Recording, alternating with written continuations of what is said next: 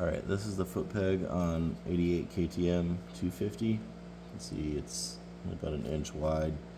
Not very comfortable, not very much grip. This is the foot peg on 2011 Husaberg. Much wider, much better grip. This is a factory newer KTM. So let's see if we can get the new peg to fit the old bike. Alright, let's see what we got here. Ooh, close. And really close, doesn't quite fit. We have to shave a little bit of this off.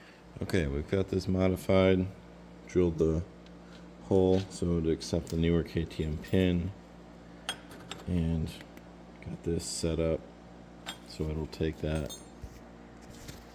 So we had to grind this around, basically the same radius all the way around, if it'll focus, so that the peg could pivot up.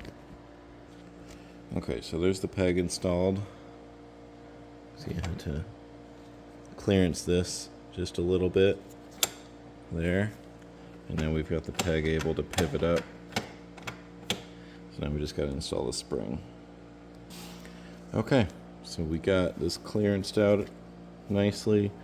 I'm actually using the original spring from the 88 KTM, and we've got a functional new foot peg.